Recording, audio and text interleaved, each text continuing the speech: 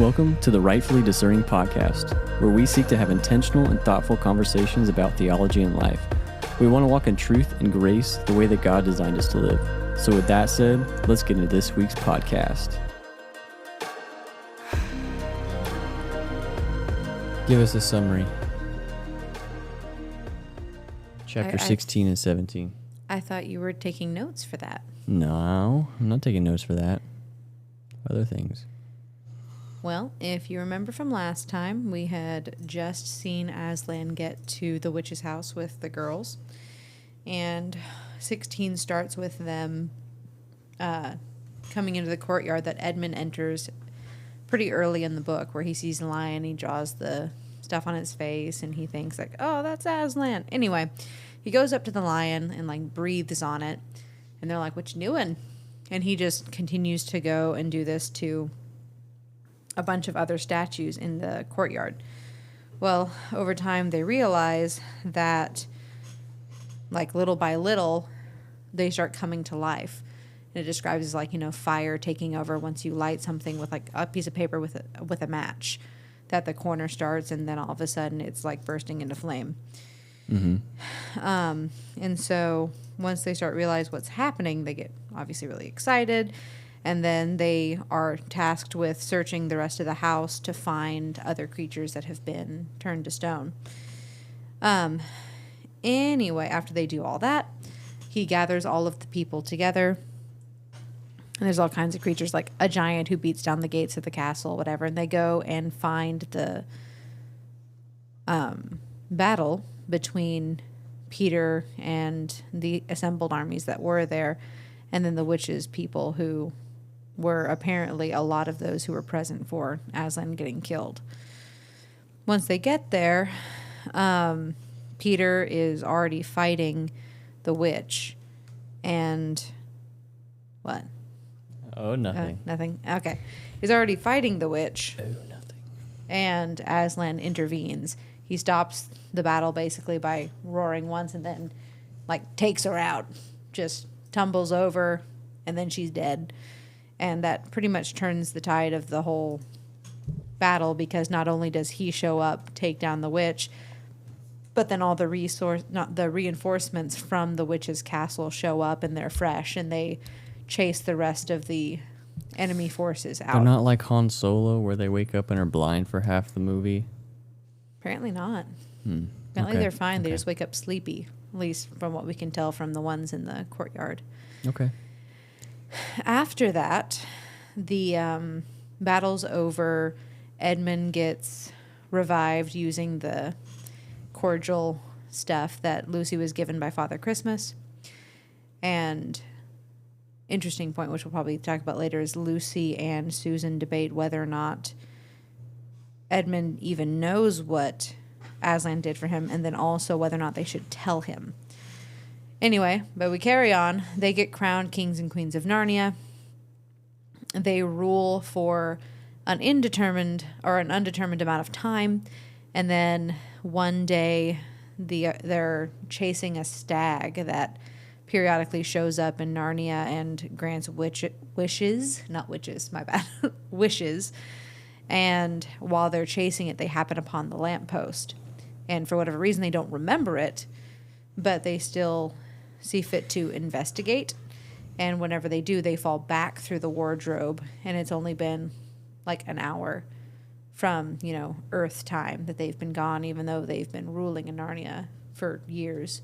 Mm-hmm. They've all grown up. They've all been involved in like wars and battles and diplomacy. Like, they've visited other nations that surround Narnia. Apparently both Susan and Lucy have been courted by other princes of neighboring nations, but suddenly they're back to being children, and they're in the professor's house. And the professor, oddly enough, believes them, because they end up telling him the truth, because there are 4 fur coats missing out of that wardrobe now, right, that are unaccounted for.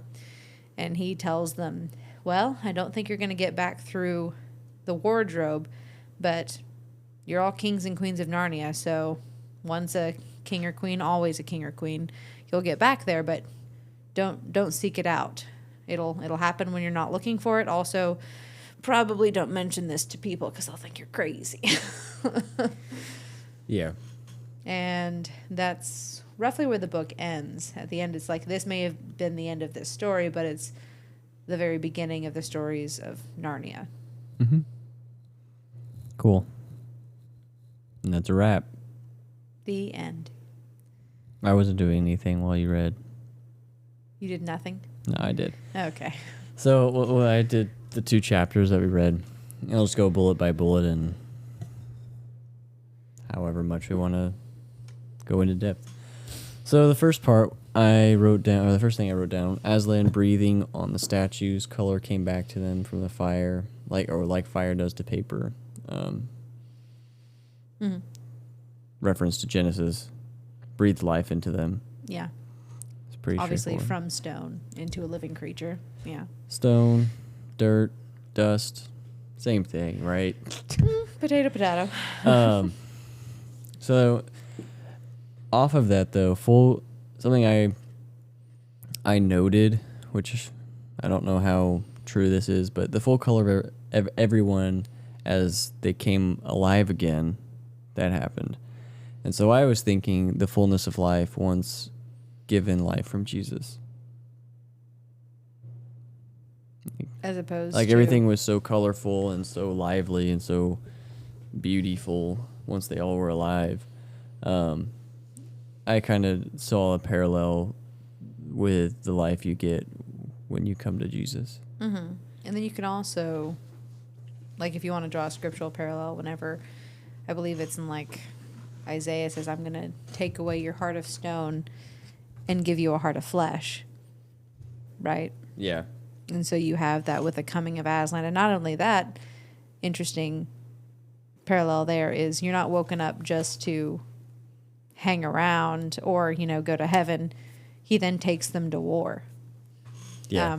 So whenever you come to faith, you're joining the battle with brothers and sisters who have already been in it, who may already be weary or injured.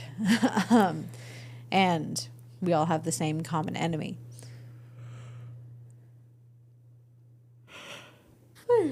Got him. How dare you make me yawn? Yeah. We'll get into that somewhat in a second. And as they all come back alive, there's a second lion who I said had a big mouth. Sure did. As Aslan said, "Us lions," and then he got served because he had to carry a ton of animals on top of his back. He sure did. And Which I think so, is an important distinction. I was thinking the first will be last and the last will be first. Ask for the lowest seat so you can be raised up, not assuming the high or you'll be humbled. Yeah, the one who humbles himself will be exalted, and the one who's exalted, or the one who exalts himself will be humbled. The one who humbles himself will be exalted.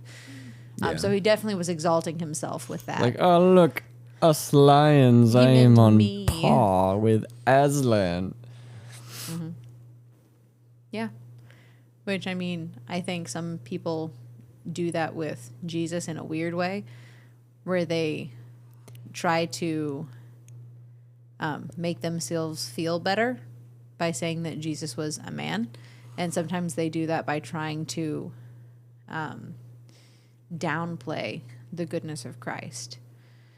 Sometimes I feel that way whenever people are talking about how Jesus got, exhausted and tired and hungry and all these things. He did, but sometimes I feel like people really lean into that and they're like, so your weaknesses, they're fine. They're not, they're part of being human, and Christ came to be human and he's like us. And yes, all those things are true, but the weaknesses in your humanity are not to be an indulgence for sin or for laziness, self-aggrandizing, whatever it is, but rather it should be compelling to you that Jesus, yes, was man and still was able to overcome the weaknesses of his flesh.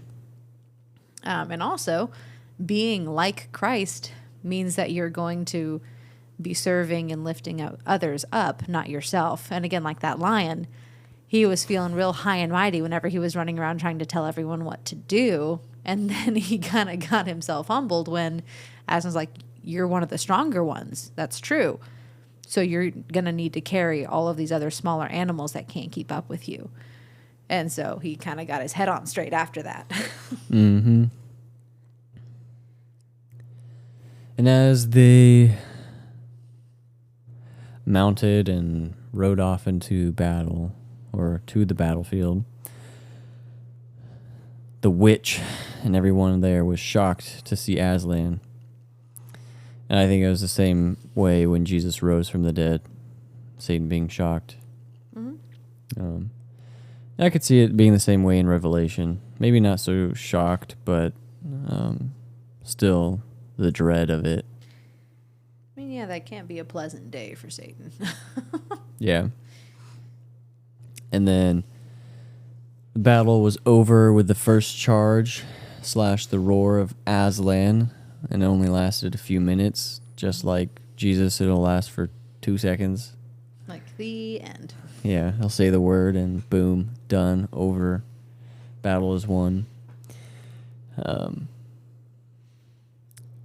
It's pretty straightforward. Aslan provided food for everybody.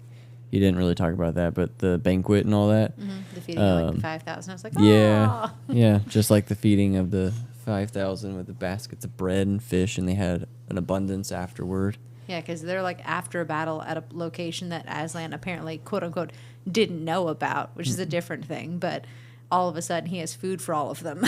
Yeah. Like, where'd this come from? This is a question. At one point, I don't remember, I think it was Aslan who said this, should more die at the cost of Edmund? So that was actually directed toward Lucy. I think Edmund at this point had his head on straight, which we get that in the explanation from Peter that he does sacrifice himself to take out the witch and her wand because he sees that she's pretty much going to single-handedly win the battle unless that wand gets taken out. And so he goes up, he breaks it, whatever. But whenever he's, again, on, his deathbed and Lucy's trying to help him, Aslan's like, hey, there are other people who are also dying. And she's like, not now. And Aslan's like, Lucy, are more people going to have to die on Edmund's account? And that wasn't a dig at Edmund, I don't think. I think it was more directed at Lucy. Mm-hmm. Not so much that, that he was going to feel bad about it, but rather, like, are you going to really put this on him? That whenever he asked, like, what happened to so-and-so that I was fighting with, whatever, they died because you were watching over me. Because I think that would actually end up in having a negative effect on Edmund, even though it was Lucy who was neglecting them. And so I think Aslan kind of pointed that out to her. And she eventually obeyed and went and helped the other people who were dying. Yeah. I didn't see any parallels with it, but I just, it's like, what? What was that? So. I'm not sure if it's really paralleled I was to just, anything. It was just a question. Yeah. I didn't understand what was happening when you read it. So. But I mean, that does happen when we get so absorbed with fretting over something that we care about that we ignore the immediate needs of others around us. Because there's nothing else that she could do for Edmund. She was just sitting there fretting over him until he woke up. But there's nothing else you can do while you're there and other people are dying. And so I feel like that's a very common thing for us to do is we feel like through our worry or anxiety, we're doing someone a favor when we could be doing something helpful for the people around us. Mm-hmm. Yeah. Distraction over your own life. Distraction over action. Yeah. Yeah. It's a popular tactic. Mm-hmm. Get everyone focused in on themselves. And the irony there as well is a lot of people will justify behavior like that. It's like, well, don't you know, it's my brother, it's my dad, it's my whatever. It's like, well, yes, but you're not doing anything by fretting here, and you could be doing these other things. And obviously there's limits to that. Like, you can drive yourself crazy trying to do everything for everyone all the time. Yeah. And you could even drive yourself to, like, neglect, like, your spouse or your children or your own family by trying to run yourself ragged, taking care of everyone. I think there's balance there. But in this case, like, Aslan was telling her, like, hey, it's okay. You need to go see other people who need your help. And she snapped at him. It's like, whoa, whoa, whoa there, sassy. Yeah. I don't know if this really applies, but it's kind of what I'm thinking of when Jesus talks about not hating your family, but reprioritizing and caring about everyone else, not just family. You're talking about, like, anyone who does not Forsake. hate brother, sister, father, mother for my sake is not worthy of me. That whole thing. Yeah. Yeah. Or, when he says, or the crowd says, hey, your mother and your brothers are here. And he's like, who are my mother and my brothers? So, that too.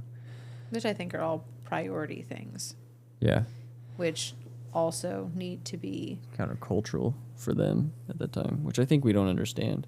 It's like, yeah, we care about our family now, but in a Jewish context or any Eastern context, family is everything. And so if you're forsaking your family, that's crazy. Depends on how Eastern you go, too, because if you get into, like, East Asian type beliefs, then they're still everything even after they die, because then you get into, like, ancestor worship. Mm-hmm. And so abandoning your family and your ancestors is unthinkable. Yep. Next point was after or during the banquet, singing in honor of the new kings and queens. I was thinking somewhat like the banquet / the feast for the bride of Christ. The Lamb. And how a lot of people don't like in Revelation how people are singing, and it seems like that's all we would do. Yeah. But it's also interesting here that that is what they do in order to honor, and I don't think that's all that we will do. But even if it is, if everything that, if what God says is true, then He knows what's best for us. So that would be what's best. And also, it's describing a celebration. Yeah. Right? And so it'd be kind of weird if someone's like, and I'm going to describe my wedding now, and then you talk about all the singing and the dancing and the feasting and stuff like that, and someone's like, ugh, my gosh, you're just going to do that forever? I'm like, well, no, we'll be married after, which means we're going to have a life together after.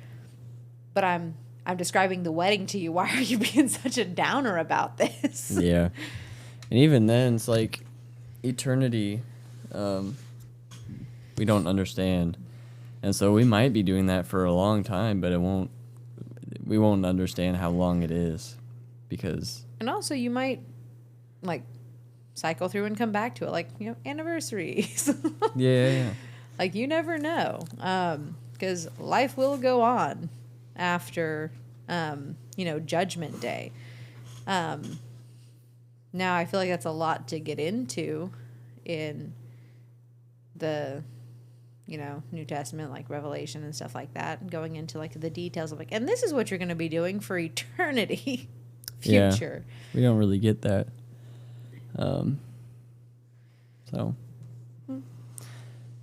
Aslan comes and goes as he pleases, as he has other countries to attend to. I found that interesting, because if Aslan is a picture of Jesus, and Jesus comes and goes as he pleases to other countries, what could that be? And I was like, what if that's other planets and aliens and stuff? Like, maybe, but no evidence of that. I just thought it was a fun thought. Nothing serious. And in the context of the Chronicles of Narnia, the idea is that Aslan is the god of our world, and he just shows up as a lion in Narnia. And so that's kind of the idea, like, they are the aliens. Yeah. And so I think it's a fun thought, but I find it unlikely that there's other intelligent life in the universe that would need Jesus to come and die, because it talks about a lot in scripture, like you'd be crucifying the Son of Man again, and this is like a bad thing. You shouldn't be like constantly doing this. And that could just be talking about how it's bad to treat with disdain the sacrifice of Christ as far as sin, and that is true. But even though I think Jesus would probably be willing to do it for other intelligent, soul-bearing species, it just seems brutal. I don't know if it would even happen, though. Because... Because why? With the angels, would it have happened if we didn't exist? Well, that's an interesting thing. Are you talking about like redemptive history? Mm-hmm. If we did not exist, would it have happened? I don't think so. And I think the issue with that is mortality. Right? So one of the things that makes humans, I guess, able to freely choose is because we've not, stared directly at the glory of God and then made a decision. Right? So we see now in part, and we understand in part, but not fully. The angels have stood in the courtroom of God. They were there whenever he, stretched out the universe. And they, with full knowledge, chose. And so I think that's kind of the issue. I'm sure you could probably make an argument the other way. But that seems to be the problem with the angels and redemptive history. So that my point being is, I don't think it would happen again, because it would have to be an identical kind of relationship. Which I don't. Jesus would have to come as an angel.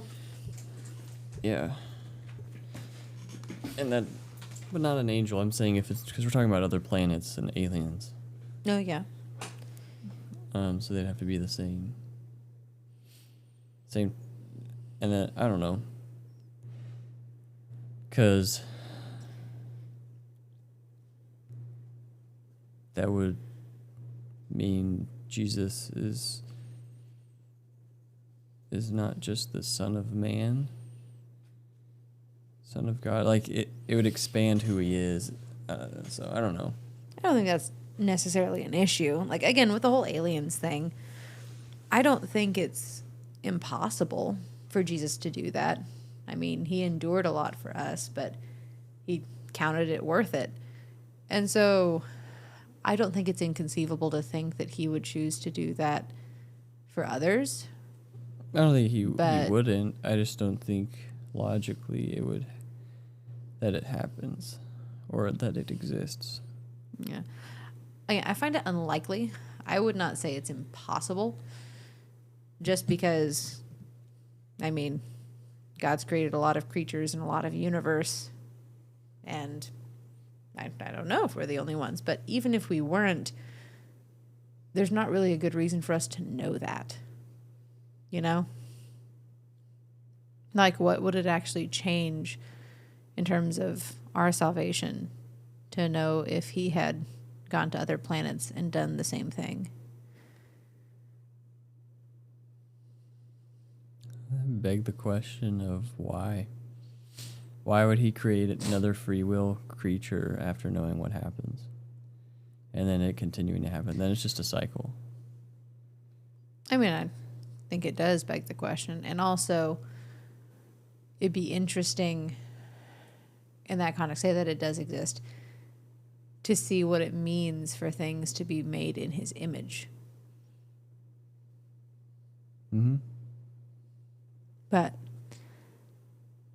yeah, again, this is all incredibly theoretical, and we're probably never going to have answers to it. But I think the closest thing that we have really to other intelligent, cognizant creatures are the angels. Other than that, we're not really given any other insight into intelligent beings. Mm-hmm.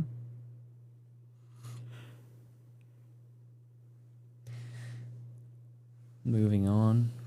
From that wild one. Yeah. Each king/queen were given or embodiments of different characteristics of who Jesus is in full. Mm-hmm. That was pretty straightforward. The white stag, I couldn't really find, there wasn't really much about the white stag.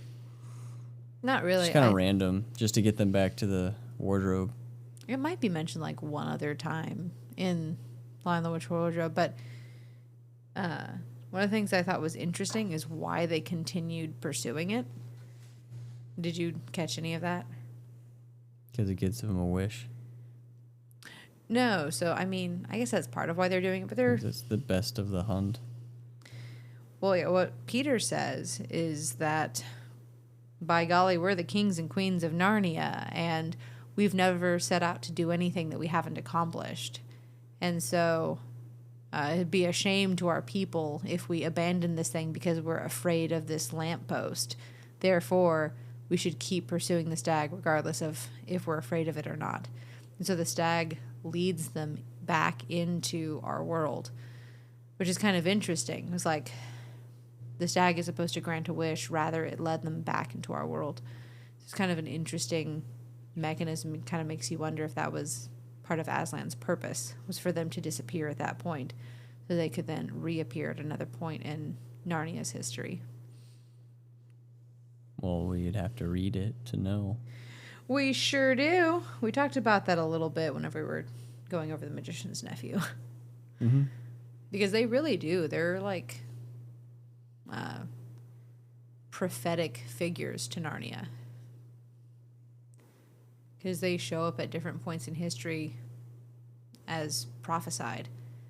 They're even there at, like, I think the end of days. I think, isn't it Lucy and Eustace? Is that right? I don't know. Maybe. I have no idea. Oh. I've only read the first two. Oh, okay. Well, this is going to be fun then. So, that was the only things that I kind of pulled away. There was not much. Mm-hmm. The only other thing would be the battle, which I think we might have talked about before, where it was a losing battle for Peter and them before Aslan came in. And that kind of is how it is while we are alive. It's not necessarily a losing battle, but it is... When we can't win. Yeah, I mean, just a hard time without God and Jesus. I guess maybe it's a parallel possible to the unbeliever. Once they have Jesus or Aslan, it's easy. Yeah. I guess no, it's not easy, even when you have him. It's still because hard. even then there was people who got injured and, needed help afterward. But the battle is won. Like, we get to participate in the battle with Aslan, but he's the one who won it. You don't have to worry about that part, yeah. Mm. That was really the only other thing I could think of. On a different note, how much of a bummer would it be to go from being a king and a queen, fully grown, established, successful in your reign, to being some punk kid in, World War II England again? Guess we'll have to find out. Yeah, what a bummer. Yeah. I just went through all this maturing and growth, and now I have to do it again? Honestly, poor Susan and Lucy. I can't remember how old they said they were, but having to go through, like, puberty and everything again. Ooh, sorry, ladies. Yeah.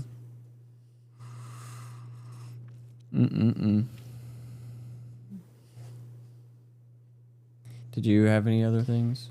I mean, that was my only other thing. Oh, just about being a bummer. Wow. What a negative Nancy. No, I'm just saying that would be difficult, especially when your reign was established by God, at least as far as As they know, as far as we can tell in the book, that's the analogy. Your reign was literally established by God. You ruled with peace and justice and success your entire life there. And then you have to come back and deal with this world where God doesn't appear to you as a lion. And that does come up later in the books. Aslan talks about how he will speak to people in our world as God, and recognizing his voice and stuff like that, how it's different. But it is more difficult here because we don't see those things face to face. We don't actually see the witch. We just have to deal with Satan's behavior in our life, and we have to recognize it for what it is without anything physical being there. And so it just makes it a lot more difficult. Mm-hmm. Then again, the behavior of Satan and the behavior of, the Lord's people and of God are a lot more obvious if you spend time attuning your heart and your mind to it. Then it's a lot easier with time and practice than it may seem at first. Yeah. Someone who's completely lost may think that everyone's a little, dishonest or into alcohol or, sleeps around or whatever. But after you get saved, and hopefully if you're actually growing in your faith and you're spending time with other believers and growing in Christ-likeness and in faithfulness, you start knowing, those are sinful things. Those are dark things. The things of darkness and things of Satan are obvious once you learn to identify them. And then things of Christ are also obvious to identify after you learn to identify them. Mm-hmm. It's like knowing the difference between an alligator and a crocodile is easy after you figure it out. At the beginning, you're like, what is that thing? It's just a gator. There's no difference. Now, there is a difference between gators and crocodiles, but most people, Yeah, unless fat you know the nose. differences, have no idea. But once you figure it out, you're like, oh, that thing's obviously a crocodile, or that thing's obviously an alligator. Freshwater. I mean, that is the distinguishing difference. But that's the interesting thing. You'd have to look at a bunch of, alligators in rivers first. Well, river isn't necessarily true because Nile crocodiles, but whatever. That's neither here nor there. You would have to spend time studying both and identifying both before you can really tell the difference. Because if you're a lay person, you don't really know. The same thing is true with angels versus demons. Very similar creatures, but they behave differently and look differently. Mm-hmm. Crocodiles are really aggressive. Just FYI. Non-crocodiles, you don't want to get within very far of that thing. Near of it. You don't want to get very near to it now.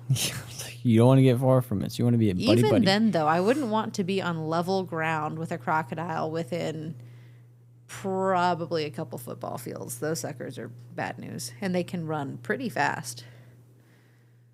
I want to race it. No, they can run close to the speed of a horse. I'll race it. You're going to die. No, and then I'll mount it, and then I'll ride it. You know, zigzag. And they're also enormous. Anyway, this is completely I'm gonna wrestle aside it. from the point. The whole point was just learning to identify differences over time and practice. I'm gonna wrestle it. That's what you got to do. You got to wrestle that thing. Mm-hmm. Well, that's it.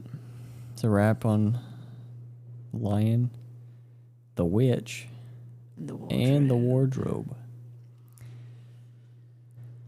So,